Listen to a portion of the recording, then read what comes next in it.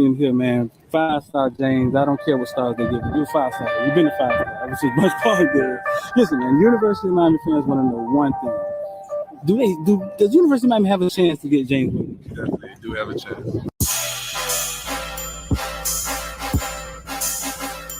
Welcome to South Florida.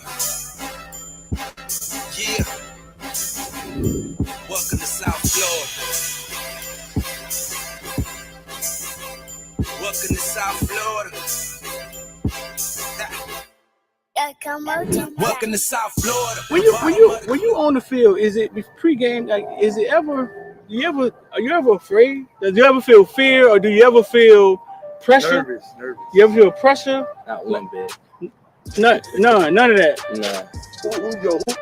Who's been your tough defender? Like, who's guarded you the tough? Yeah, who's the toughest person to play?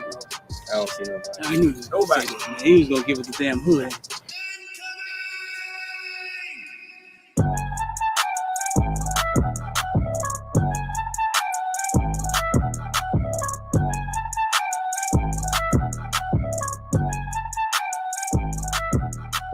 That's what I'm for. I'm a playmaker. I love receiving. I love to catch the ball. I love to go over people's head. Yeah. So I just gotta do what I do. University of Miami, they land you, and then they land the number one. We call him football player, number one player in the nation, James Williams. Yeah. Both playing the same position, right? How do you envision that working? Are they telling you how this gonna work, or? Well, I feel like me and James two different safeties. Uh huh. And I'm more of the ball hogging safety. He's more of the rangy playing, like you couldn't say like in the box, but like the striker position, strong safety. Right. And I'm more of the free safety. So I already know in practice that's gonna just build great competition. And when the game comes, it's gonna be easy. That's what's Because up. I know we go hand in hand because it's like we're the same person. Right. So he has like his strengths and weaknesses, and I have my strengths and weaknesses. And we're gonna he can feed off of me, learn how to, I guess, be more of the free safety, and then I can learn off of him, be more of like a closer to the box safety. Right. So I feel like we just gonna make each other better. Yeah, James played free safety. He wanted to play free safety. He was big on that.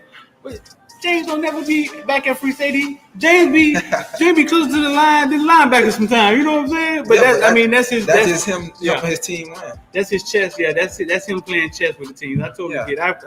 I covered James since he was that big, bro. I've known him all his life. I just feel like every time it's just man on man. If he wins the battle, then that goes to play. He doesn't break on the run, or if this person like doesn't take that step, or certain things. It just, I feel like you beat your man every play, then you got the best chance to stop any team, or vice versa. Yeah. Yeah. 5-star. Lean loyalty. 6'12", 276 pounds. Yeah. After that, I just started going crazy. Tackles after tackle. Yeah, the first play was like a tackle for loss, like 6. Yeah. Dog, they didn't touch you, like. Yeah, like they did. Explain to me, dog. Like, what is that about? Like, how do they not? You 6'5", 300 pounds. Is it something? Is it a swindle or something you do? Like, they don't see you. You're teleporting. What's going on? I'm too fast for long. They don't realize you that fast when the game starts. Like, I'm gonna be the best player on the field. Like, I just gotta show the world. Like, I'm the true 50. I'm the next 56 up. The next. I'm gonna just go crazy this year. Like, show people like, wow, at 56. Like, show them like I want to take care of my mom. I want to put in a big house, stupid cars, big pool in the backyard. Put on for my brothers, my nieces and nephews, like coaches. I think all of them boys for like having me here at this like position that I'm in now, cause like it took hard work and dedication. Without all of them to guide me in the right path, I wouldn't be here today. So I think all of them for like helping me out. Like, yeah. It's gonna take 3 motherfucking days, and that's what this nigga wants. Big time players step up in big game. All the criticize and all that is over, baby. Big time players step up in big game.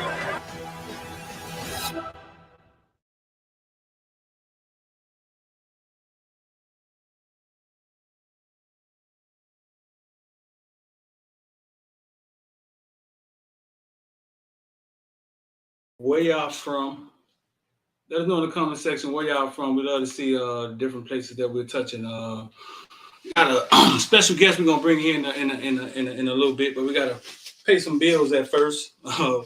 Pay some bills and break some breaking news at first, man. So some breaking news just broke. It seemed like every time last 2 days we got on here on the Morning Breath Show, we broke some breaking news, right?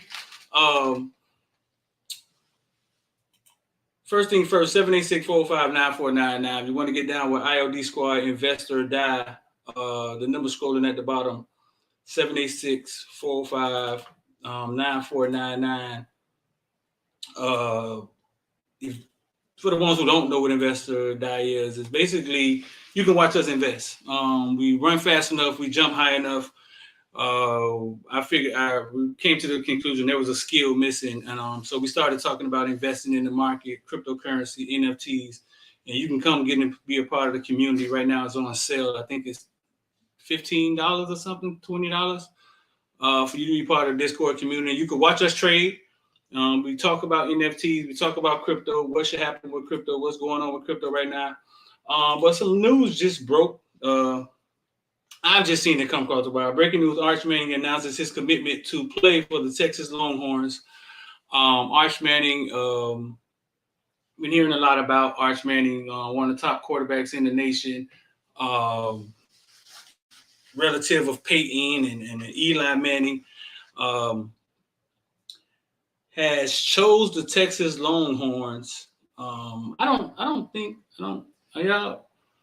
Did this surprise anybody? Where did y'all think Arch, or where do y'all think young Arch was going? Did this surprise anybody? So Arch Manning has chose Texas Longhorn. That just broke. ESPN just broke that. I'm sure that had to be recent. I just seen it come across the wire, like I said. But if I'm late, I'm late. We run this show. We run this show. If I'm late, I'm late. I'll take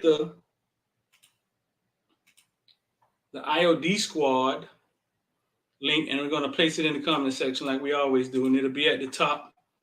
Like I say, I know a lot of you guys are in here. We got a special guest in here, man. Coach Greg Olsen, legendary coach out of New Jersey, man. We're going to talk about some things with his kids. We're going to talk about him coaching at Eastside High. We're going to talk about him winning 55 straight. I don't know. I'm going to find out who Coach Kristen was playing against, man. He won 55 straight. See if Coach was playing against the House of the Blind. We're going to find out what was going on in New Jersey. He won 55 straight games. But he also coached at Eastside High, bro, with Joe Clark, the famous Joe Clark, the famous movie. We'll get into some of that, too. So let me put this link in here for you guys. See, a lot of y'all are asking about the Canes. Canes, I think they're off for a week. But it's about to get down to it, man. We down to it maybe 60 days before the season starts or something like that. So it's about to get hectic. College football is starting to smell it. Let me see. Shout out to the members, bro. The members in the group me. Shout out to the members. Yes, I see somebody asking. The Lonzo Highsmith interview and the Warren Sapp interview is still in the member section. Here we go, right here. IOD Squad. It's still in the member section.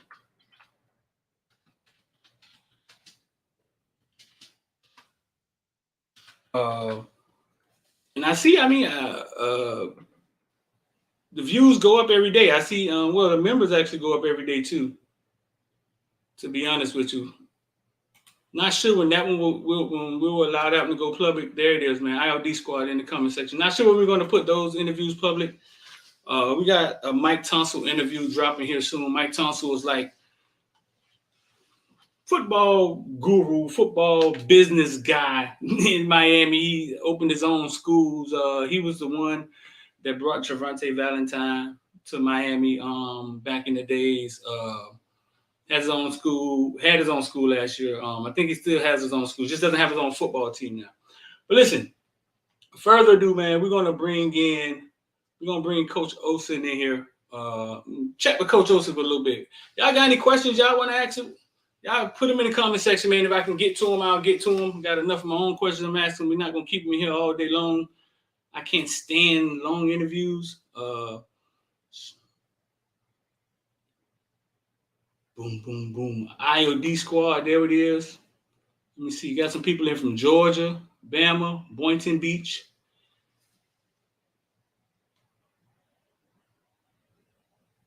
All right, well, let's get this thing popping. Coach, what's going on, Coach? Good morning. How are you guys doing down there? We warm down here, Coach. We warm down here. What's the weather like up there? 98. We're warmer than you. Oh, no. Okay. Y'all warm too, huh? Oh, yeah. Coach, what's going on, Coach? I was reading your bio, man, getting into it. You've basically, your life has been football, huh? Pretty much. It's pretty much been dedicated to that sport for the most part of my life, probably since high school. Yeah. Yeah. Did you start coaching high school or did it start somewhere else? Nope. I started in high school. I actually started at Passaic High School in 1974 as an assistant coach. And I had a kid. We had a kid as a freshman play football for us. Some of your viewers might have heard of him, Craig Ironhead Haywood. You was the head coach? I was an assistant coach at that team. That was my first year as an assistant coach, and Craig and his brother Nate were both great players on our team. Yep. Craig, how big was he in high school? Can you remember that? 5'10", 5'11", stretching it, 230. Was he a running back? Yeah. He was always a running back. He was third in the Heisman Trophy when he left his junior year. Yeah, I know he ended up a running back. But in high school, so he always was a running back. Yeah, you couldn't. He was untackleable. You couldn't. It was almost unfair. What year was this? You said this was 19. My first. Okay, I'm thinking back now. My first year at Passaic High School with Tom Elsasser would have been like 1974, 5, 6. Then I left to become a head coach, but I had him for 2 years, and I was also his freshman basketball coach as well. So I got to know Ironhead pretty well. Right. I'm thinking back in those days, the players wasn't like the offensive lineman wasn't that much bigger. Like they weren't as big as they are now, right? No.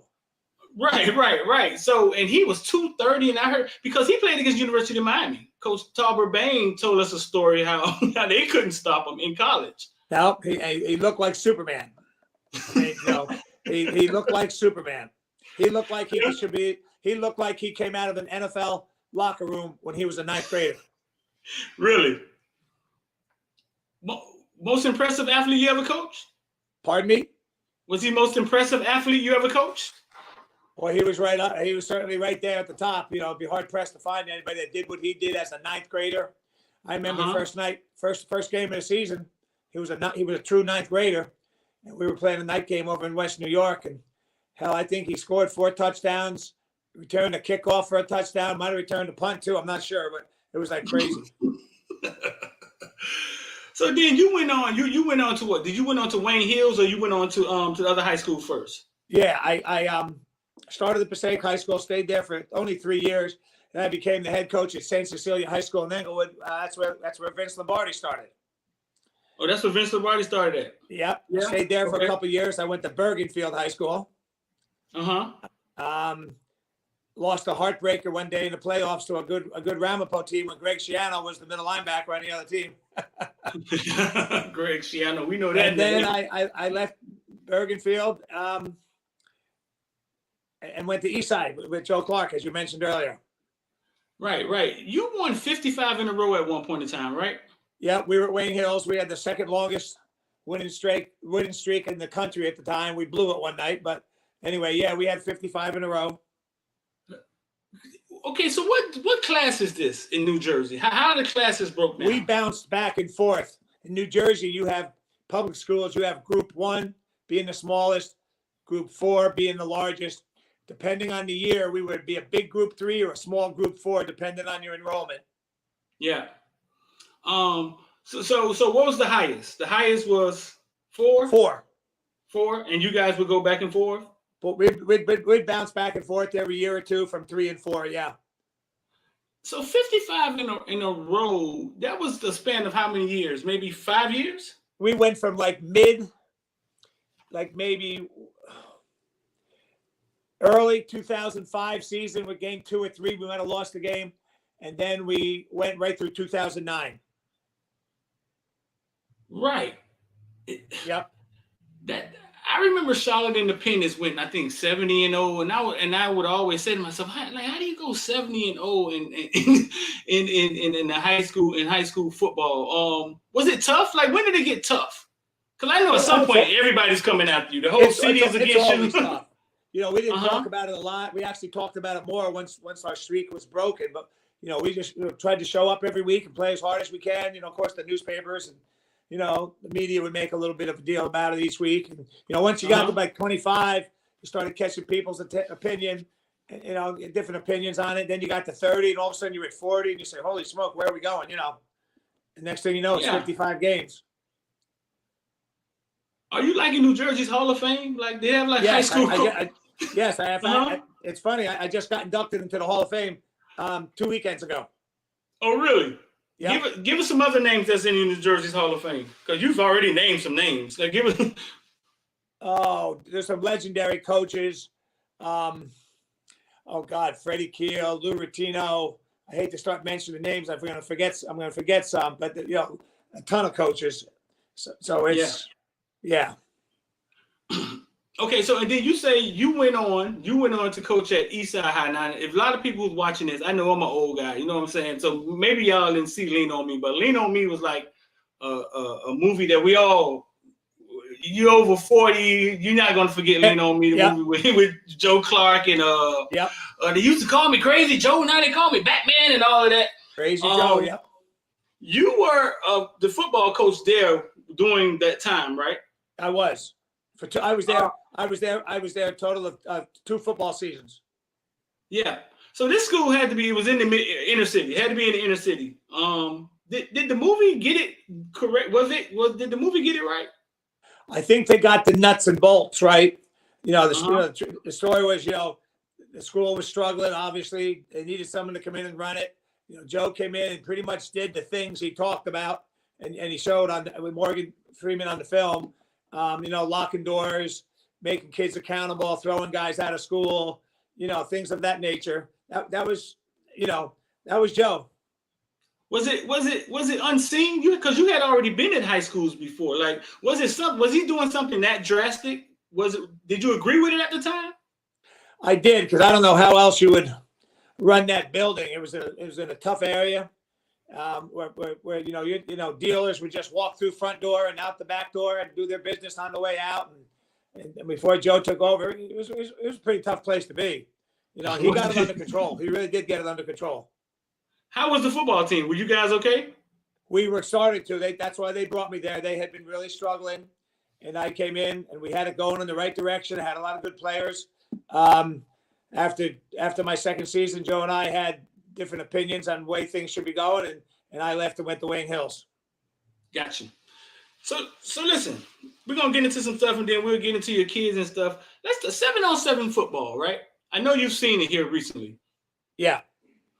How do you feel about 7-on-7 football? Do you think it helps kids with football? The way they play it in the tournaments. Do you think it helps kids with on the field? How do you feel about the whole 7-on-7 thing?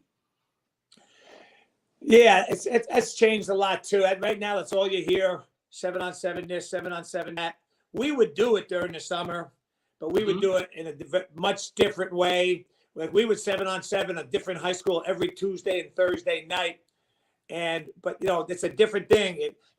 We really used it as a teaching tool. Where if there was a mistake, we blew a coverage. We would stop and we would ask the coach, line it up again. Let's do it again. It wasn't about winning the 7-on-7 tournament. So I don't know. I guess I got mixed feelings on how much you really get out of it. I really, it's not realistic, because I've seen a lot of kids throw the football very well and catch it when nobody's staring down their chest. Right. It's a different animal. I think people get it confused. Like you're saying, from a practice standpoint, coaches have always ran 7-on-7 skeleton drills, these things. But I think sometime in the tournaments they go out there and it's not real football. Like they play it's a different game being played. Yes. Not a realistic game. Yeah, not a realistic game. You raised 3 boys, all play at a high level. All play at a high level. All went D1 colleges. Greg, I think, went the furthest, right? Correct. Yeah, Pro Bowl tight end. Yep. Went to University of Miami. Raising all 3 boys. This is something I always wonder because I'm just getting into parenthood. And bro, I had to fight for my daughter, and I just got her. She's 13, and it's like, whoa! I thought I was going to get them. They were going to love me, and I was like, I don't even know if they like me. We played a board game last night, and they just all voted against me every game. I was like, okay. But when you raise 3 boys, right, the same house under the same roof, right, and they all have different personalities, right? Yep. Talk to us about that, because some people seem to think when one kid's great, it's the parents. When one kid goes astray, it's the parents. Talk to us about that. You've seen it. It all unfolded on you. How do you see that looking back? Well, I enjoyed coaching my own kids in high school. I think it was certainly a highlight of my coaching career. One of them, anyway, being able to spend that time with them. You know, when Chris, my oldest boy, became an 8th grader, it was time to go to high school. I lived in a town where there were 2 high schools. It was a dividing line right down the middle of the town. If you lived on one side, you went there. If you lived on the other side, you went to the other school. And I asked permission for my boys to be able to come to my school, which they had done in the past. And the Board of Education said, no, we're not going to do that. We don't think it's right. So I sold my house and moved across town to the other side where I was coaching. So I didn't want to give up coaching, but I didn't want to miss out with seeing my boys play either. So this way I got to do both. And you know, if I had to do it all over again, I would do it in a heartbeat. Yeah. I recommend any parent, male or female, I don't care. If you get a chance to coach your kids, I think you should do it. You know, you hear sometimes saying, well, parents shouldn't coach kids. Well, guess what? I don't know who else would care more about kids than parents. Right. You know, you got to be capable. It'd be like me trying to give somebody, teach somebody about medicine. I couldn't do it. But if you're qualified and you're strong enough in that field, whether it's a daughter or a son, if you can coach them, I don't think you'll ever get a better experience. Did you find yourself being harder on your child, or was parents always saying, hey, he favors his kid? Like, how did you deal with that? The one thing people could say about me, along with a lot of things, I bet, but the one thing people could say about me is he never favored his kids. I was hard on him. My wife and I both decided that we're going to do this. If the kids are going to come, we sell our house, the kids come to our school. If I make a mistake, I'm going to make it on the side of being a little bit too hard. They were the first ones to get ripped during practice. They were the first ones I would call out. And I don't ever want anyone to go home and say, gee, his kid never gets called out, or his kid never does anything wrong. They probably got in trouble not in trouble, but they probably got yelled at at times when it shouldn't have been. Right. So your oldest one, Chris Olsen, he committed to what, Notre Dame, right? He committed to Notre Dame and Bob Davie. Stayed there a year. And then when Tyrone came in and they fired Bob Davie, Chris transferred to Virginia and played for Al Grove. Right. And then Greg went straight to Miami, right? Greg graduated high school, and Greg had committed to Notre Dame as well. Okay. A lot of people don't know that. He went out there right after graduation for the summer, the summer workouts and summer school and all that stuff. And when Chris decided to leave, Greg said, Dad, I'm only here because I came here because I wanted to play with Chris. He said, if Chris is not going to stay, I'm not going to stay. He goes, would you call Coach Coker up and ask if he has any interest? So I said, sure. So I called Coach Coker up, and he said, send him down. Who recruited him out of Miami? Was it Coker or was somebody else recruiting him out of Miami? Because Miami was recruiting him, right? Oh yeah, it came down to Miami and Notre Dame and Tennessee. Those were Greg's final 3 choices, if I remember correctly. Who was his main recruiter? Okay. Boy, I'm having a brain freeze on who it was. They changed so darn much. When he got there, it might have been Mario had maybe just left Rutgers to go down to Miami. Mario may have been in on that and on recruiting, because when Greg finally in the fall, when Greg showed up at Miami, Mario was the tight end coach. He was the tight end coach, right? That's Greg Schiano had just taken him away from Rutgers University. Right. And Greg, so Greg leaves Notre Dame, and so he doesn't. Well, basically, he doesn't go to Notre Dame. He comes to Miami. From New Jersey, like, how did you view the city of Miami? Did you look at it like, oh boy, that's? You just say, hey man, from one city to another city.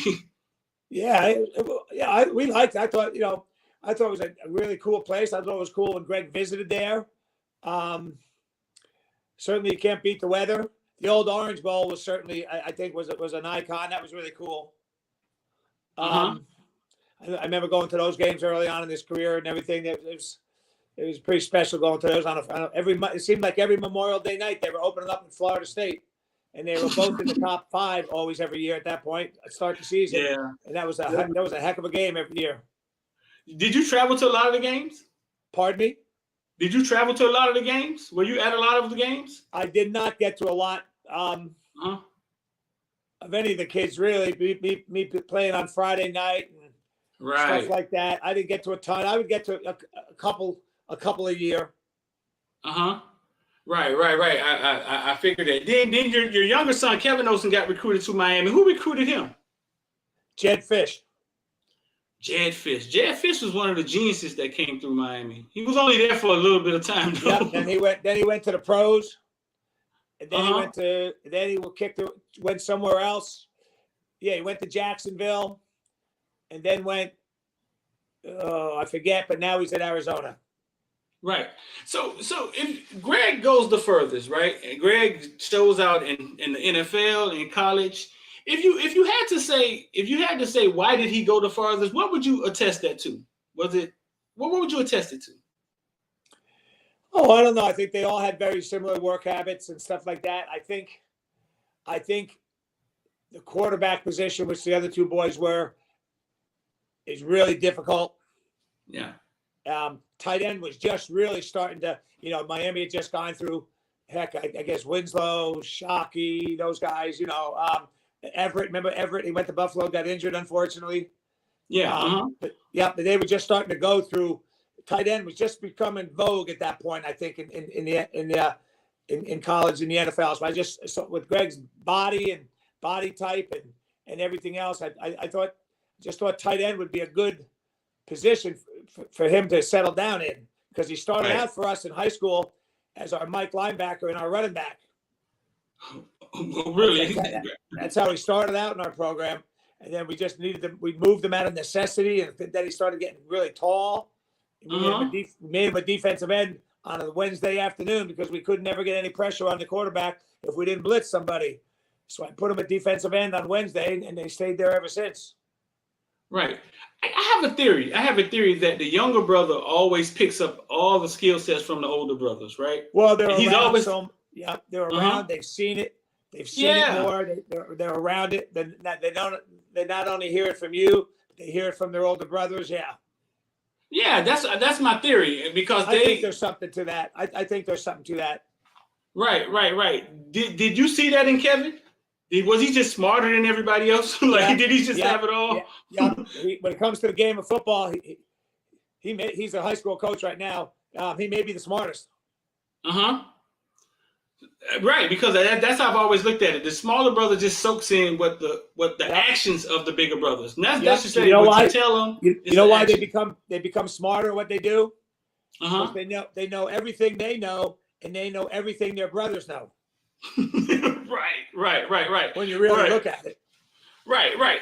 So listen, Kevin got into some trouble in Miami and then in UNC, right? Pardon me? Yeah, Kevin, he got into some trouble at Miami and then at UNC, right? Kevin, he ran into a little issues. Well, he transferred from Miami to UNC and then graduated from UNC. Right. So he actually finished at UNC? He actually graduated at UNC? UNC? And right now, he's now a teacher teaching. where? He's teaching and coaching high school football. Where at? At a local high school here in town. A local high school here in New Jersey? No, in North Carolina. Oh, in North Carolina? What part of North Carolina you guys in? I lived in North Carolina for a minute. Charlotte. I lived in Castlehane, Wilmington, where Michael Jordan is from. Yeah, I lived in Wilmington for a little bit. Everybody got a Michael Jordan story. Michael Jordan story in Wilmington, North Carolina. So you guys never left out of Charlotte after Greg played in Charlotte. You guys moved to Charlotte and never left? Well, I was still living. When I retired. Greg was, I think he was still in Chicago when I was thinking about retiring, or maybe just getting ready to retire. But I wasn't going to retire and go to Chicago. So for the winters out there. So we came down here. We actually came down in December once. I think his first year, maybe his first year he was here. We came down in December to watch a game. It was like 65 degrees. It's pretty nice out. And I said, hey, if we're going to retire next year or whatever, maybe we should look here. And that's what we did. We moved down here 10 years ago, and it's been a great place. Like, my grandkids are here. Yeah. Yeah, I spent maybe 10. I was a United States Marine. I spent maybe 10 years in the Carolinas. Very laid back place. Yep. Yeah, you figure out what real peace is. You don't hear noise all the time like it is in the city. Very, very laid back place. College football has changed. Now they have the NIL, and these college players are getting paid from outside sources. How do you feel about that? Where do you see the game going with that? Like I said earlier, when my three kids were being recruited, they were being recruited just like these kids by everybody in the country. It was different as far as there was none of that going on. I think now I think if kids make decisions to go to a certain school strictly because they were able to afford to give them something a little more than the other school could give them in terms of that, I don't know if that's going to work out well all the time. I think it's going to be a problem. It's certainly not fair and equitable. I mean, not that anything is anymore, but I'm, right. What about if I'm the center and I'm hiking the ball to you 75 times a game, getting my butt kicked? I get nothing except my scholarship and a little bit of meal money, and you're driving around in a Range Rover with $1 million. I don't know how that goes. I think it looks all good and great early. You can't tell me there's not some bad feelings about it. No way you can satisfy, and I'm not even going to talk about the guys on the squad on scholarship. No way you can satisfy 22 starters. Right. Two or three kids. Two kids get everything, and the rest kids get nothing. I'm not sure about that. Yeah, I'm not sure where it's going. I'm not sure in 5 years what it will look like. Oklahoma have came out with something where they say, hey, we're going to just give every player $50,000. That's the system they came up with. I'm not sure how they did that, but I'm not sure. Well, I was going to say something like that. I was going to say maybe they need to just give everybody, regardless of your name, regardless of your position. If you want to, I'm all in favor of giving these kids some money. That's fine, but do it a little differently than what they're doing. I don't know. I think the bidding thing is gonna bite them in the butt. Yeah, it's kind of like they created chaos to keep the kids from hey, don't bother our money. You guys go out there and find your own money, and then you create individuality, and now the fighting amongst each other. Because I don't think they wanted to face the kids. They didn't want the kids to click up together and get a union and kind of go after them. Yeah. So they just say, hey, all right, go make money. All right, go out there and make money. What would you tell a parent that wants to raise a D1 kid? You've done 3 of them. Like, how would you help a parent out? Because some of them think it's something that it not really is. Well, what would you tell a parent that has a little kid? He's pretty good at football. He's 9 years old. Give him some advice. Well, I laugh, say 9 years old and stuff like that. I don't know what I would tell them at that point, but I think you can pretty much get a feel by the time they're a 9th grader, certainly by the time they're a sophomore, where this kid can go, what he can do, what he can't do, what his ceiling is as far as growth and his athletic potential, and kind of guide them. I don't think, here's what I would tell parents: your son or daughter, but your son in football, since we're talking football, should not be playing football only because you want him to get a scholarship. If he gets a scholarship, that's great. That's great. But if he should be playing football because he loves it. He loves the game. He loves the competition. If he's not doing that, he's probably not going to put enough into it anyway. So I think at a young age, just encourage him to play it. Play it, enjoy it. Not get caught up in that. I've talked to parents. My grandsons, my grandson being 11 and one being 9, playing on little teams and everything. And I want my kid to get a scholarship. But hey, your kid's got to buy lunch next week in school for the first time before he gets a scholarship. Right. Oh man, you should see youth football here down in South Florida. I've heard some great stories. 8-year-olds playing in front of 5,000 people. Yeah. Yep. It gets wild and crazy down here. I've seen them on the sidelines betting money and everything else. It gets crazy. It gets crazy down here. Tell me, what have you learned from football? What has it taught you? Well, like I always tell people, I think football is a different game. I think it's played by different kids. I think it's a different coach that coaches it, and that could be good, it could be bad. I think the things it taught me was how to get your butt up off the ground after you're going to get knocked down. Physically and mentally, you're going to get beat up. You got to learn how to get up, get back, and go to work the next day, go to practice the next day, go when you don't feel like it, because that's what kind of the world's like. Hell, there's been days none of us wanted to go to work, but you know what? We got to do it. We get up and we go to work. But that goes back to when you were in high school. I don't want to go to practice this afternoon. It's hot, but you went. I think football teaches you a lot of things. I think you get a lot of, especially when you get to the college level, you get a lot of different kids from a lot of backgrounds.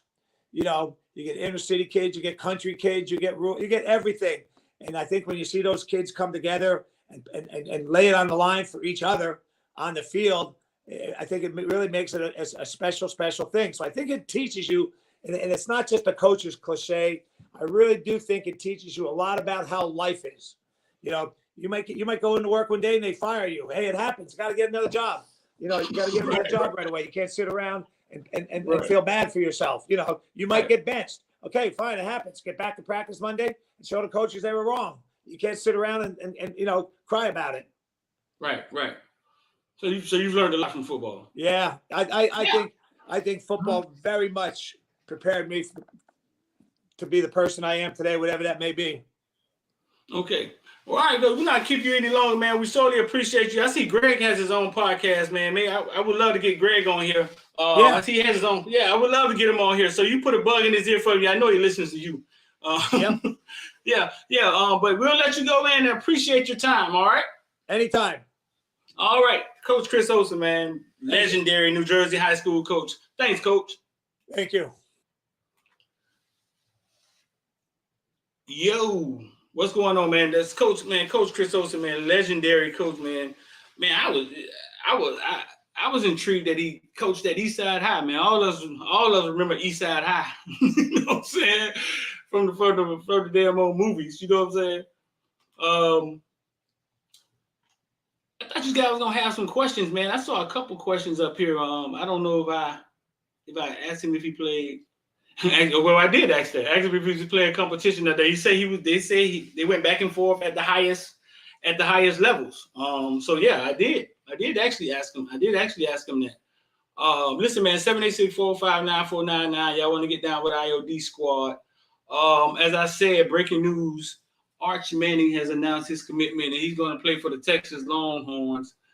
Exactly, man. Lean on me when you're not strong, and I'll be your friend.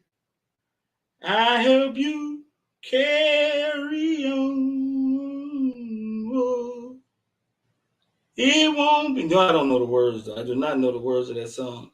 It won't be long. I'm gonna need somebody to lead on. Y'all like hear me sing, dog? Listen, bro. The man raised 3 D1 kids. He didn't want to get into the Kevin Olsen stuff. That's fine. I wanted to ask Kim, like, how do you raise kids in the same house? And just wanted him to explain, like, hey, you raise them in the same house, you teach them the same things, and then they have their own personalities. Or maybe he would have said something different. Maybe he would have said, when Kevin came by, we were lazy. We were a little different. With Greg, we were a little more strict. But he didn't want to get into it. So it's not a big deal. It's not really a big deal. What else we got going on, man? Listen, we have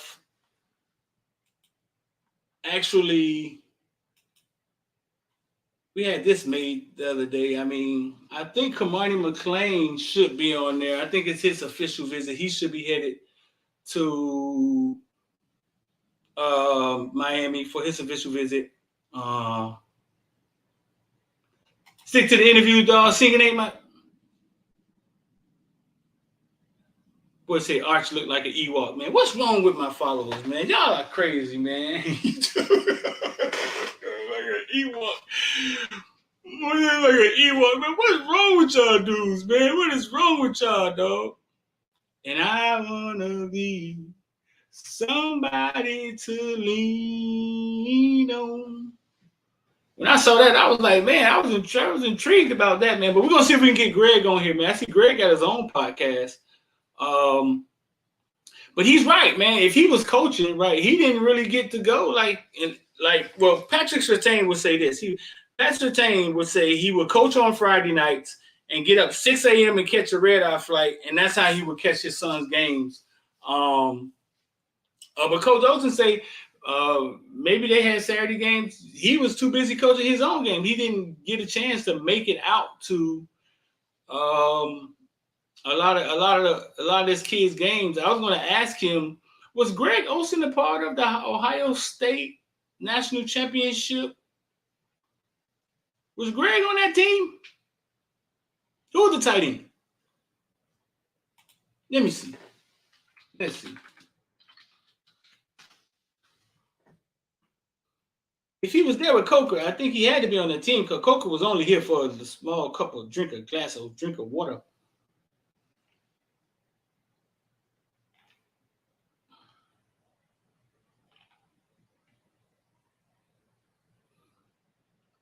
Originally he enrolled in Notre Dame, transferred to the University of Miami in 2003, suffered a shoulder injury, got redshirted. He became the starter of Miami Hurricanes as a sophomore in 2005 after Kevin Everett.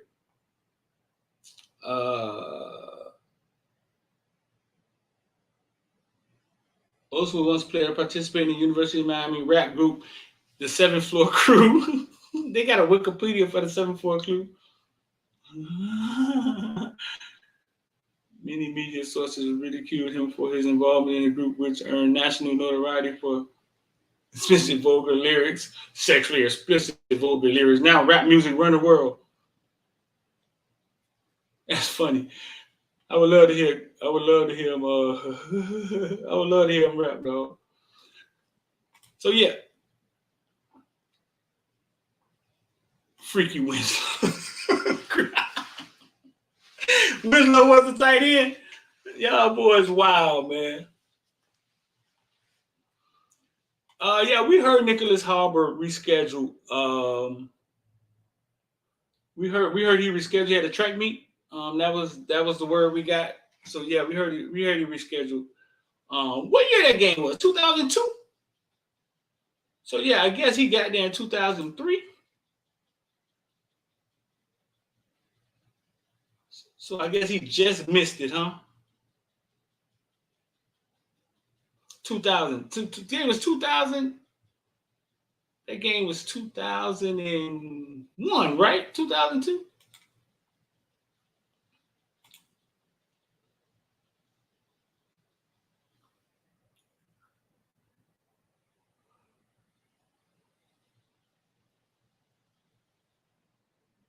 Frank and Winslow. Gotcha. So yeah, man, what else we got going on? A lot of visits going down. Five-star quarterback H. Manning has committed to play Texas Longhorns. Have we ever watched? Let's see if Arch Manning even got a huddle.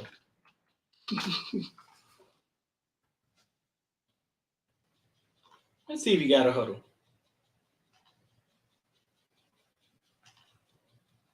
I can only imagine Arch Manning isn't sitting down making a huddle.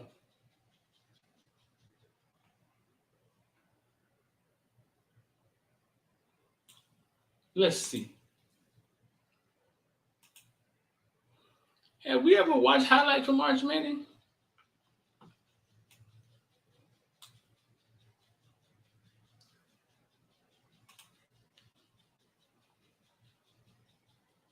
Five-star quarterback March Madness leads big recruiting weekend. I don't know, bro. Does he have a huddle? They got a lot of videos on him, but a lot of them not him actually playing.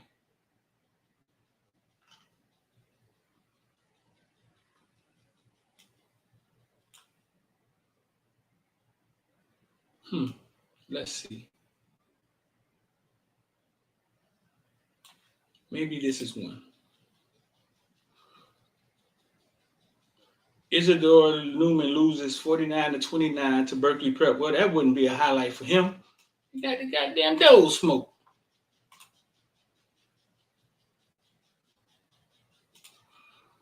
My dog, remember Chris Young say nothing about his highlight makes you say, wow, I think the name is what people are.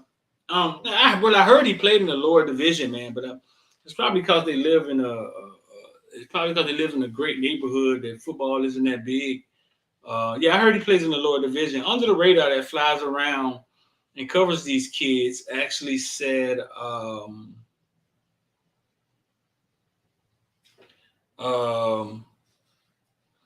yeah, they don't cover it because it's such poor football that competition that he plays against, so they don't really cover it.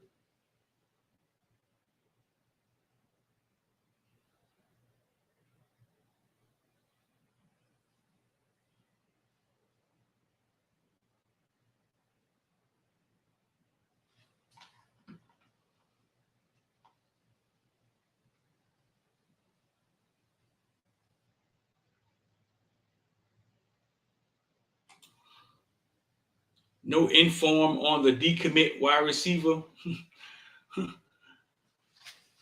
Well, because Seymour, X has been saying for months now that Seymour wasn't going to be in the class. My thing is this: if Seymour isn't, because this is how decommits usually work. He's talking about Lawrence Seymour, not Lawrence Seymour, Lamar Seymour, younger brother Lawrence Seymour.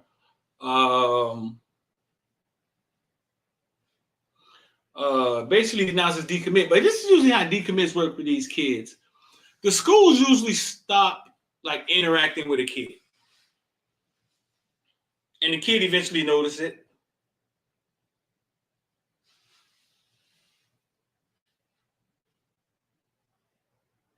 And the kid eventually notices it, and then he has to announce that he decommitted, and then it looks like the kid decommits. You know what I'm saying? Now I don't know if that's what happened here, but usually a lot of time that's what happens, because the school can't come up and be like, "Hey, this thing on.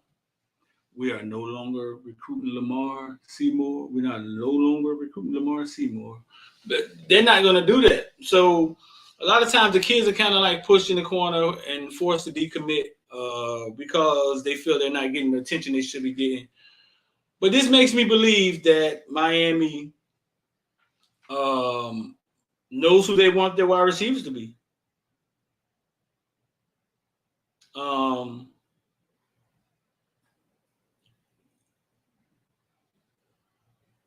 That's what it kind of makes me believe. They already know the ones that they're taking, because Lamar Seymour isn't chopped liver. Like he's not. He's, you know what I'm saying? I think he's going to be successful somewhere. You know what I'm saying? Like, so if they're letting him ride, then they must be know who they have in the fold. That's just how I look at that. That's my take on it.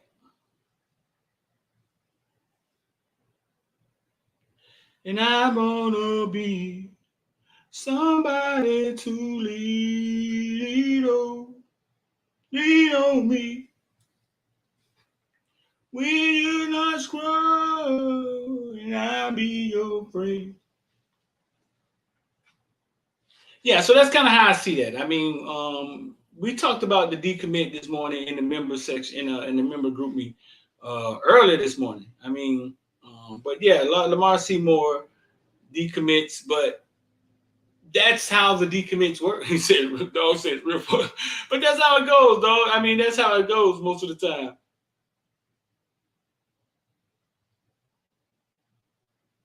You're talking about the Manning,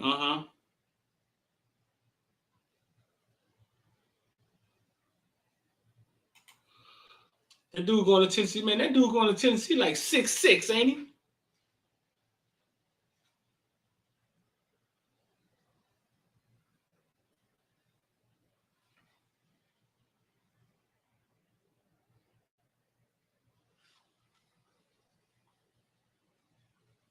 He committed way too early.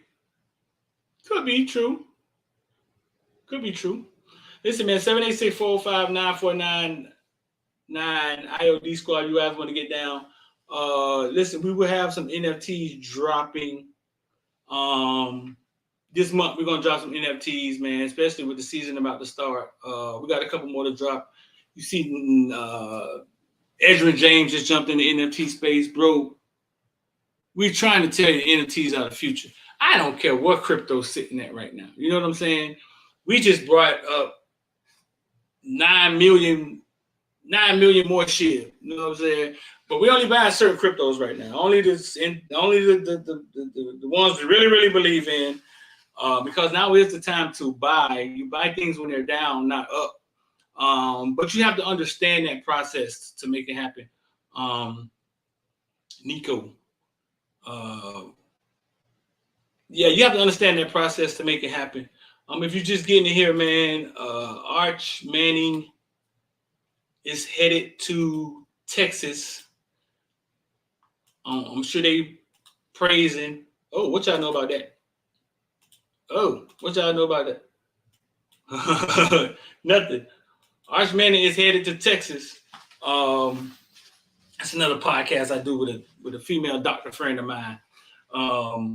Late night stuff. But they're headed to Texas, and Arch Manning's headed to Texas. And I was trying to find his huddle. He doesn't have a huddle. He just has a bunch of YouTube highlights people utilize.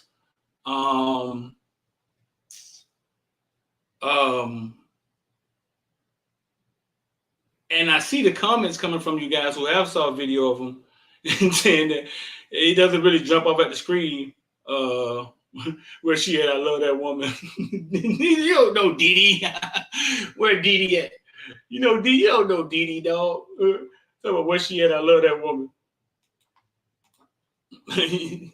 You don't know her.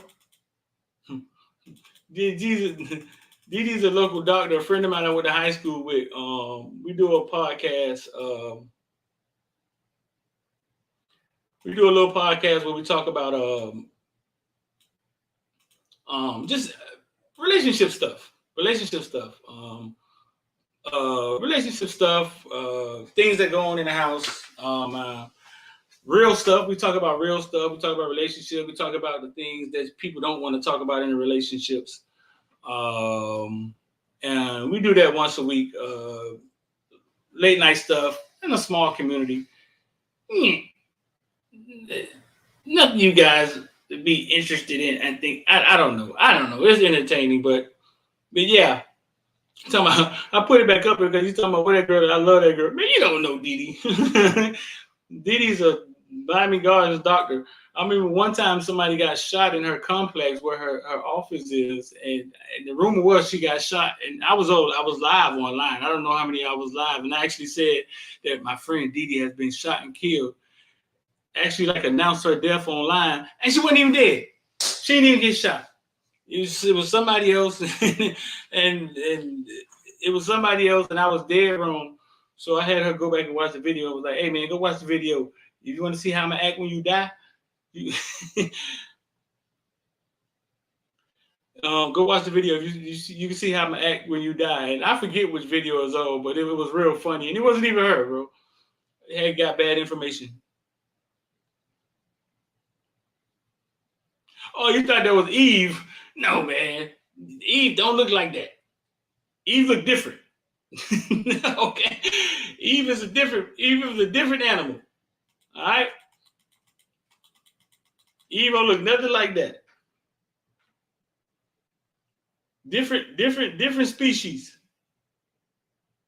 We actually had Eve on our podcast though. We talked to Eve, and Eve kind of told her story. Y'all want to get Eve back on here?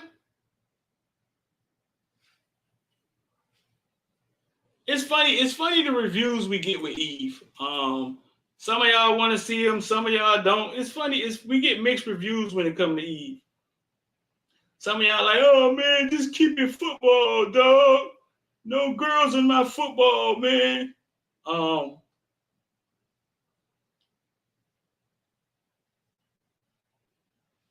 Yeah, Eve is something different.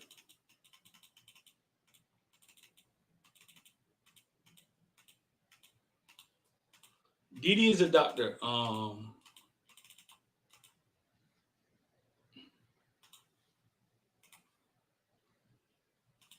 Eve is different.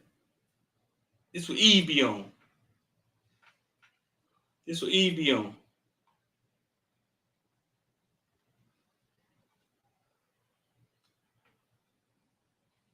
That's who you love. Tell me I love that woman. This who you love right here. You love Eve. I love doctors too. Y'all want to bring her back?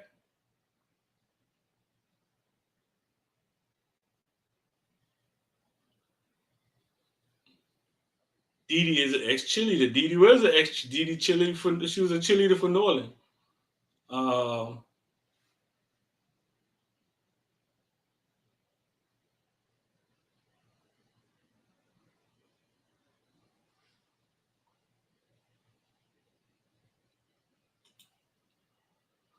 Y'all want to bring Eve back on here? That's Eve. Eve is something different. Hey y'all, wet rag tonight. That's Eve.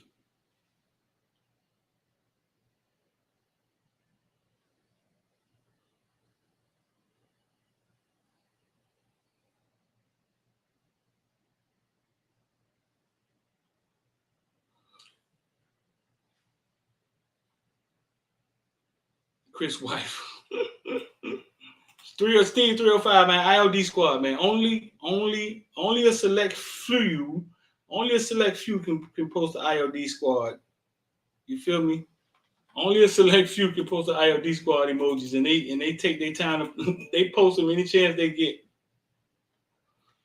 Only a select few. So listen, man, it's a lot going on in recruiting. I think the kids got the week off. I think they got the week off.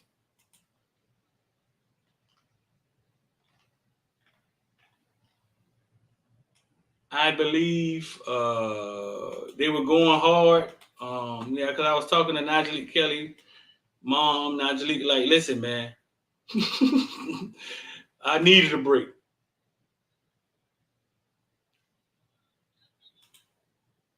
Najee was like, hey, man, I needed a break.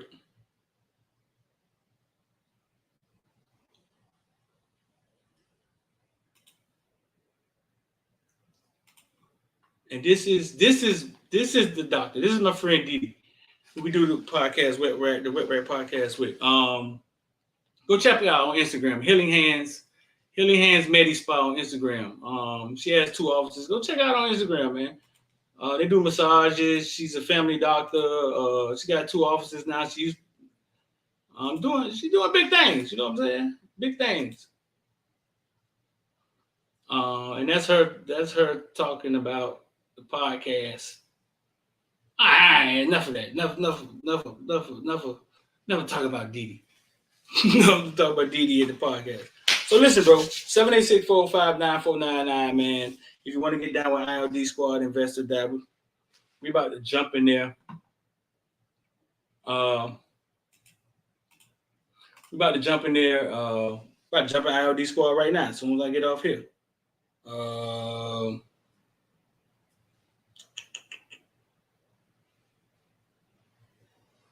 Let me see. He's got X right here.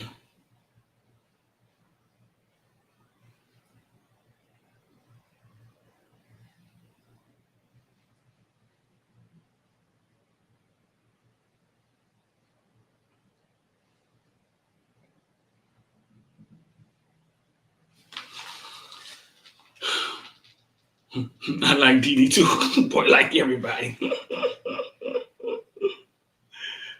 Oh, boy, say I like DD too. Yeah, wow.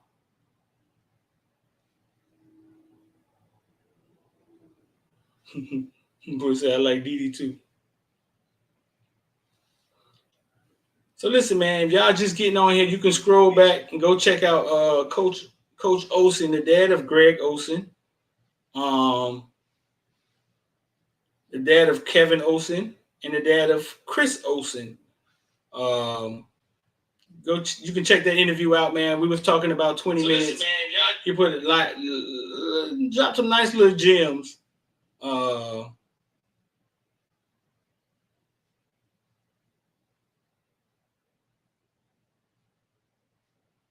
Drop some nice little gems.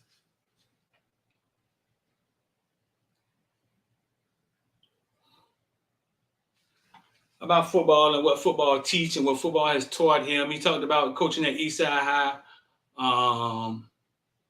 Talked about coaching at Eastside High.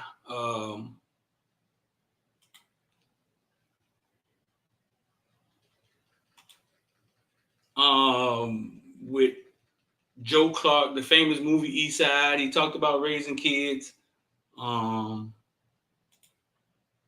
He talked about raising his kids, recruiting. He talked about 7-on-7 and how they use it as a tool. And sometimes the game of 7-on-7 is being used different. Just go check that out, bro. She do feet. Now, I don't think she do that with feet yet, Kyle. I don't think she do that with feet yet. I don't think Deshaun Watson went through that either, man. I'm gonna ask her. I'm gonna ask her if Deshaun been through that, but I think she could deal with Deshaun. She ain't no snitch. She's not a masseuse either, dog. she got a higher masseuse that does the massages. Y'all boy, wow. Yeah, dog. He talk about it, man. He coached. He was a coach for 2 years at Eastside High under Joe Clark. They used to call me Crazy Joe. Now they call me Batman. And he talked about it, dog. Pretty cool interview, man. Go check it out. We're going to see if we can get Greg on here, man. But listen, bro, I'm finna get up out of here, man. I appreciate y'all. Members, holler at us in the group me. If you're a member and you're not in the group me, I'll post the link. I'll put the link up, the group me link up. I'm going to do that for y'all right now. Because I see a lot of members have joined, but I don't know if you all have came and got in the group me. And we have another video we should be dropping soon with Mike Tunsil, and we'll get back to it, man. So appreciate y'all, boys. Listen, man, don't put off tomorrow something you could do today, man. The rest of your life could be seconds away. I'm D, and I'm out of this.